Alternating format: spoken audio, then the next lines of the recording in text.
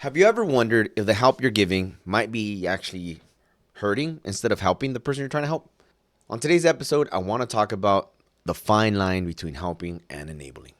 Hey there, everyone. Pedro Pereira here, and welcome to another episode of Mi Camino. And today's episode is going to be a little different. It's not specifically about me, but it is something I see a lot. And literally the other day, it was a day filled with calls surrounding the same topic. And I felt like it was a sign that I need to relay this message because basically the same message, I kept on giving the same message about, self-reliance. So that's what this episode's about. I call it failure to launch. So that day I had several calls that were like 5 minute calls that were supposed to be 5 minute calls, quick question that turned into an hour meeting or a session, right? And I always like laugh about that because I sit down and think, I'm like, is it because I talk a bunch or, but because of that self-awareness, I'll have pause moments to allow people to be like, all right, well, nice talking to you, leave. But that doesn't happen. The conversation just keeps on going. So that's why they turn into about an hour until eventually someone's crying. And I'm not joking about that. This is why I want to make this channel, because when I'm on the phone, like eventually people start crying and opening up, and which is great. I'm not making fun of them. It's just one, I feel like they finally opened up on about things that they didn't, they couldn't open up, right? And in this instance, I'm just gonna use the example of my one client. This client is trying to leave and retire, right? They're tired of working. They're later in their age already, and well, they're around the retirement age, right? And this client, she's from another country, and she already has a property in that other country that's paid off. She built it. A lot of people do that. They build that home in the old country that they're gonna go retire to. So at this point, she's trying to get some money out so she can leave.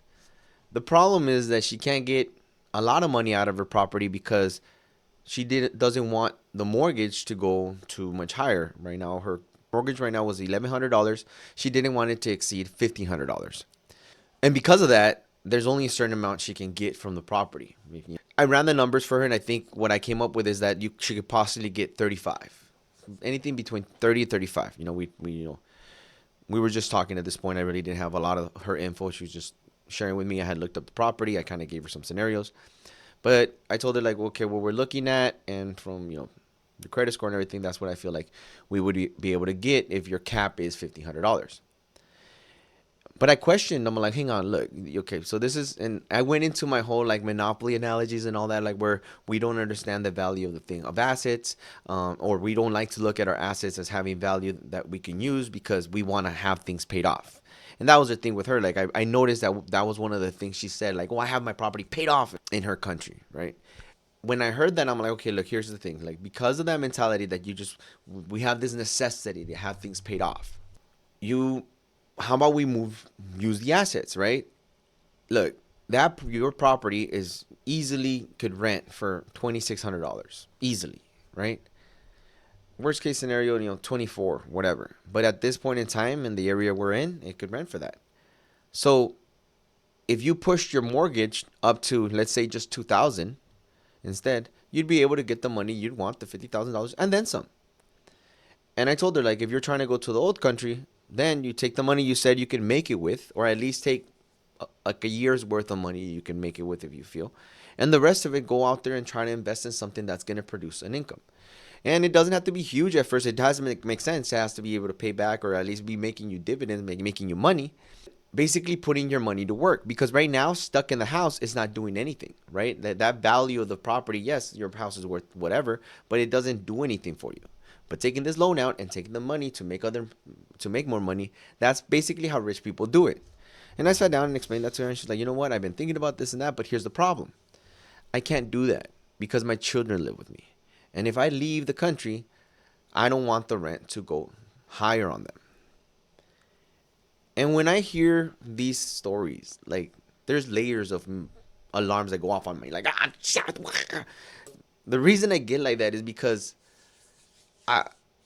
as much as she feels like she's helping those children, because I did ask that. I'm like, hey, but why? Like, I'm like, we built a little rapport, and me jokingly, I'm like, hey, but hey, you gotta kick them out, like someday, they can't live with you forever. And she's like, no, they tried, but they had to come back. And I'm like, okay. And it was weird, not weird, but like I understood it. She's, you know, she's a mom. She's taking care of her kids, right? Like, I'm like, well, okay, like you're helping them get back on their feet, like yeah, and I'm all like, how many years they've been there, and how many years have you been helping them? And it was a few years, and it's like, okay, look, are you sure you're helping them? Or are you enabling them? Are you hurting them? And she goes to that point, she goes like, I don't even know anymore. And I'm like, all right, hang on, I can show you how to tell right away. If you're really helping them, anywhere else in the valley that they would have want to rent even a room, it would be minimum $900 to $1,000. How much do you charge them in rent? And she told me $500 each. Like, okay. Anywhere else, they'd have to pay, let's just double that. So if you're really helping them, it means that that extra cash that you're helping them save should be in a savings account. So they both of them should have some money saved up because you're helping them with that hit, right? And asked her, so how much do you know how much they have saved up? Before I could finish, she's like, they don't have a dime. I don't know if we realize that. I don't know if we realize that her, like, by helping sometimes, we're not really helping. We're creating a dependency. We're avoiding from whoever we're helping. And in this case, her children. She's avoiding. She's avoiding the pain of having a struggle. Like she's helping her children avoid that pain. While she doesn't realize that that's the pain that's gonna help them go to the next level. Because here's what happens, and the thing is it's a snowball effect. Not only is she helping them, but another thing she's reinforcing in their head and their perspective, and which is horrible in this country, is the scarcity mentality. I can't go anywhere. I gotta go to my mom because I can't afford it. I can barely. And here's the thing: if she does make it comfortable for them, they really don't have to go anywhere. And the best way I can describe it is I gave her this analogy. Like, okay, imagine what you're doing. What you're doing is like avoiding pushing. Like, say you're a bird, right? A bird in the nest, and what you're avoiding is pushing the birds off. Now, you said you pushed them off once and they came back. So that's fine. But it'd be like you pushing the birdie out to fly. It didn't fly. You caught it, brought it back, and even you gave up on it. You're like, hey, no, you suck at flying. You tried, and that it's over. Now what you did is that now instead of forcing them to fly on their own, because you feel like they can't, you gotta help them take that extra weight. You're gonna continue feeding it, and that bird is gonna grow up. That chick is gonna grow up to be a bird, believing that the world works how you've built it for them. You never let them go out there and explore it. And look, and not only are you hurting it by preventing it to or avoiding that pain for them, you're also holding them back from them finding their true selves, their bigger selves. What I mean by that is like their better selves. Because what I mean by that is like, imagine the bird that does decide to throw the chick out of the nest and it falls, picks it up, tries again till it gets it. Is it painful? Probably. Did it almost die? Hopefully not. But what I'm getting at is that you have to give them that push, because we're not here to prevent pain for our children. We're here to guide them through it and show them how to rise above it. But there's nothing we can do to avoid that pain, or like at least we shouldn't. Because here's the thing, like what I was saying with the birds. Say, okay, a bird that decides to kick out their children, finally the bird takes off. Now the bird's off on its own. The next hurdle it's gonna have to combat is hunger. Well, guess what? So it eats. It'll learn how to hunt. And this is what you're doing, and it's not only our children. It's also people that like we've become dependent of them becoming dependent on us. You're taking away their potential. It's not even that you're holding them back, whatever. You're taking away their potential. Not only that, you're taking on that extra burden and wasting, like losing your energy. Which is this why, like, whenever she said it a couple times, and the way she said it over the phone, it was like, I'm tired. I'm tired. Like, how could you not be tired? Not only do you have your own responsibility as an adult female, but you've got these two kids to take care of. And here's the thing: when I say kids, I regretted this question when I asked her, "Well, how old are they?" Late 30s and mid 40s. And I asked her, like, long, how much longer are you going to wait for them to take off?